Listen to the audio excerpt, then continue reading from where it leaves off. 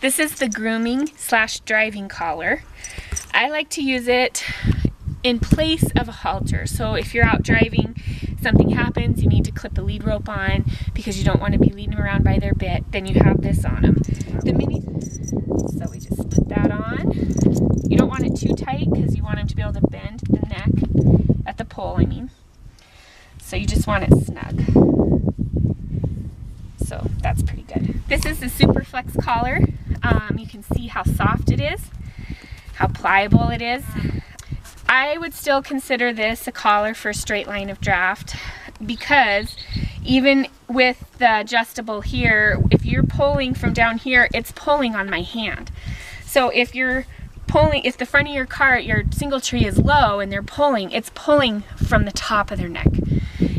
When you want it to pull from the chest. If you're on the straight line of draft, when they pull, it's going to pull from the chest and you won't get that bending back here from the, sometimes these will bend, but you won't get that if you have a straight line of draft. So that's just my opinion. I really like this collar so far. I love how soft it is. I love it how adjustable it is. This is the bigger one. I think it said 12 to 13 inches. It does fit him on the biggest holes. But anyway, we'll put this on. Then you run it through up through here.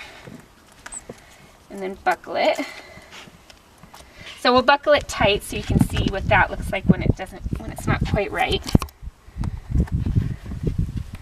Buckle it the same on both sides. Do not have it different on one side than the other. You'll cause rubbing and soaring. Okay, this is second to last hole. So as you can see, it sits up high. It should sit back a little further, and it doesn't. It's very snug and very tight here. It's not really clearing here the way I'd like it to. So I'll put it down where I like it. I can't even make it tighter than this. It won't, unless I put it up by his ears, I suppose.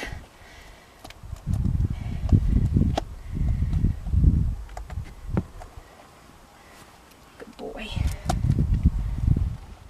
Okay, now you can see how it settles back onto his shoulders here. Oh, it's so nice. And it's still missing the point of shoulder, and it's below the windpipe. He could put his head down and pull. If you put his head down, it gives a little space. If he's pulling a straight line of draft, it's gonna pull right up in that chest and those shoulders and not put weight on that neck strap. That has no weight on it right now. And I'm pulling. Of course, not as much as the cartwheel, but you can see how that settles back real nice on him. That's what you want. That's how you know that it's fitted correctly and not too small. All right, now this is the saddle. This saddle's a little different than the Comfy Fit. Doesn't have a tree. It does have pretty good padding. It's more like a gig saddle, but it's kind of interesting. It's not made the same as my other gig saddle is, so I really like it. It's got this padding here, and then I had a back pad too. I really highly suggest having the back pad because it does add width, and width will be nice when we're kind of bumping around on the rough ground and possibly bombing through creeks and going up trails when he starts driving and we're in the hyperbike.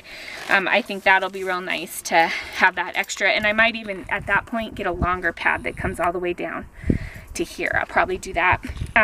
So this one, all the strapping is hurricane blue, except for I had the traces done in neon green, and then the piping on the collar is neon green. And then you'll see the reins are neon green. So I really like blue for Zorro because of his blue eyes. I just think it looks nice.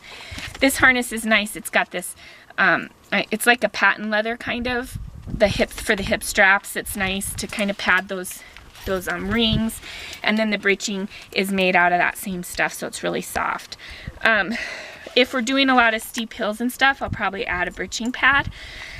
Just to give it a little bit more width for going down some steep stuff, so it's not going to cut into them at all. But this stuff is so soft and so pliable. It's just really interesting material. It'll be fun to see how it holds up. I left the hip rings on. These are typically on workhorse harnesses, and it's because draft horses are big, And when you are working on the ground, harrowing or disking or something with the horses, then the lines can loop down and possibly get hung up in your machinery. The horses can step a leg over or whatnot. So they have these hip rings to run the lines through, and that way when you're walking behind them, the lines stay tidy up on their back. I find with the minis, they cause kind of a strange line from the bit. You'll have the bit through the ring, through the back ring, through the hip strap, and if you're sitting up here, then your lines kind of come up. And I don't really like that. So I run my reins through the neck ring, the turrets on the saddle, and then they just come straight up to my hands. That way wherever I'm sitting behind the horse, I don't have my lines kind of bound up by these rings. I left them on just for the video, but I will be taking them off when I drive. So that's all my opinion again. But so here's the saddle and the breeching. Keep in mind, this is Zorro's second time wearing a harness. He's such a good boy. So I wouldn't want the saddle to sit up here on his withers. I'd want it to sit back here. His girth groove, he's got a bit of a round belly. He's just got more of a roundness to his rib cage, and he's a little fat right now. We haven't really been doing anything. We're gonna start hiking this week, or next week. So you'll do up the girth, and you'll see that girth groove is gonna kind of pull that saddle a little bit. That's okay. I don't really want to fight that because I can't, there's no way to hold it back here. It's gonna slide forward and be behind his shoulder there. So I'm just gonna go with the flow with that. All right, so the saddle's adjusted where it needs to be for the girth groove. So it's a little further forward than I'd like, but it's fine. But now my back strap is a little long, so it makes my crupper kind of be too long. It's just gonna be flappy. We don't want this to be too loose. You don't want it to be tight so it's cranking on the tail, but you don't want it too loose or it will rub up and down and rub a sore under their tail. So we'll adjust it shorter. So I'm gonna shorten it this direction is how you shorten it. So pull that, we'll try that next hole. Do the crupper. Sorry, bud. Good boy. On the second hole. Let's see how that works. That's pretty good. It's not too tight. There's some give to it, but it's not going to bounce up and down either. I would like the hip straps to be forward a little bit more. I'll adjust this up to the shortest hole and then put the crupper on the longest. We'll see if that helps. I don't know. So undo your crupper before you adjust your back band so you're not giving him a big old snuggie. Adjust this a little bit shorter.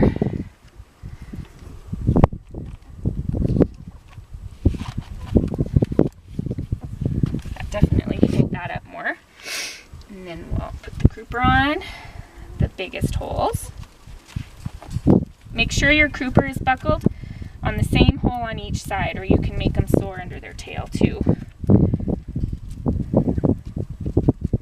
Especially donkeys. For some reason I've had several people contact me and say their donkey has owies under their tail, and I'll ask, do you have your crupper buckled on the same hole on each side? And every time they don't. One side's higher than the other, and it just pulls and rubs underneath there.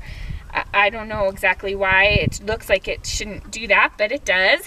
And donkeys just seem to have really sensitive skin, so make sure you do that. Make sure that's even. So if you want to come to the side. Okay, so this will be fine. It's still going to keep his breeching where it needs to be. The ring is right where I like it at the flank, at the swirl in the flank. This is it's at the widest part of his butt. So I like where it's sitting. If it's too low down here, I've seen it, especially in steep hills, just sweep their feet out. If it's high up here, it'll inch up and get under their tail, which they don't really love. So I like to have it in the fattest part of the butt. The saddle is in good spot right here. It's pulling a little bit from the back band, but you see the back band is still loose. It's not tight. It looks tight because it comes straight down, straight off, but it's loose. You do not want this any looser than this. You don't want it to actually lay on their back and be so loose that it runs the whole harness up and down like that. That's not going to be good.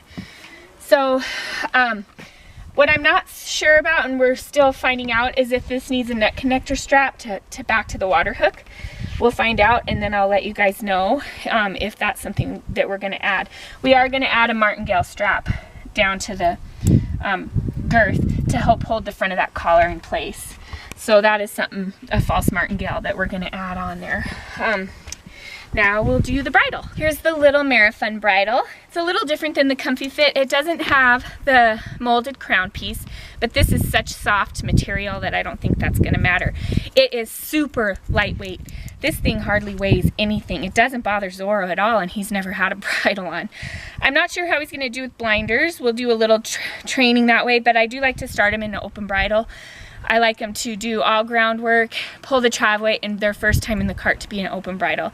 Then I can switch them to blinders. I think all horses need to be able to go both ways because you never know if the next person will want to use blinders. Zorro's going to be with me forever, but I'll drive him either blinders or not, whatever he's most comfortable with. He does like to look around, and he's not very spooky. He's pretty confident.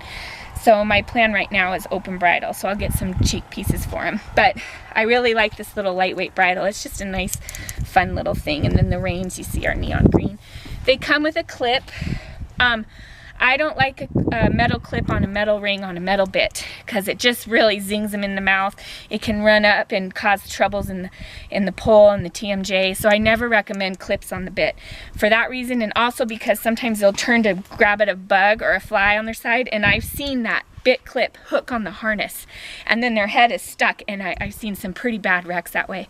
So I just prefer to buckle it straight to the bit, to the ring. This bit is called a bare naked bit. It's a piece of biothane. It lays flat on their tongue. He's just worked in it a couple times. I thought it would be a nice beginning bit for him before I put metal in his mouth, just to get him used to having something in his mouth. He's pretty mouthy, so he doesn't really mind something in his mouth, but I just thought it was kind of an interesting segue into metal, and maybe if he does well in it, he'll just stay in it. I don't know. We'll see how it goes, but we'll put the bridle on him. You can see I have him tied up with his collar, so his face is all ready for the bridle.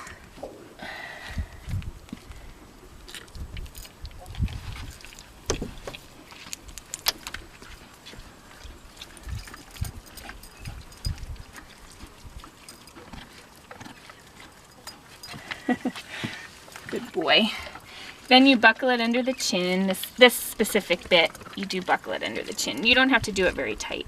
Well, you do if you don't have it on a bridle. You'll see if you look it up on the website, they ride them, it's like a warrior bit, and they ride them with no head stall. That's why it's called bare naked. Obviously, we're going to have a head stall, so it's a kind of a cool idea, though, for riding horses and to be dramatic. So, the nose band, 2 fingers below the point of this bone, this facial bone here, 2 fingers below, or 1 finger, but not lower and not higher. I like it pretty loose. I can fit a finger under there, even in the front. I drive with it loose.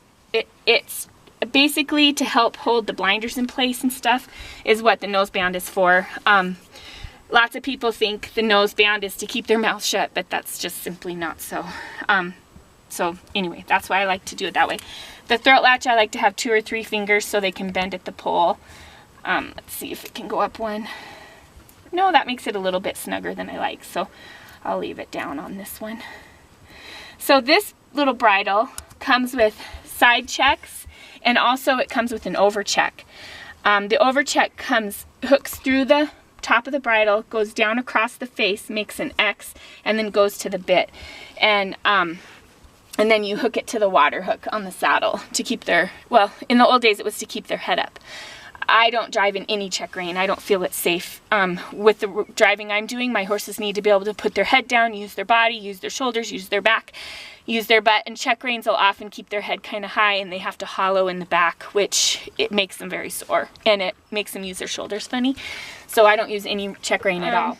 This is the MaraFUN, fitted correctly to this little guy. So the bridle, the collar, the saddle, the breeching, and the crupper. So I hope you like this little harness. I sure love it, and I know it won't be my last MaraFUN. I think I'm going to get one for Sky too in some different colors, purple for sure. So I hope you guys enjoyed this video, and if you have any questions, feel free to comment or shoot me an email. Thanks so much.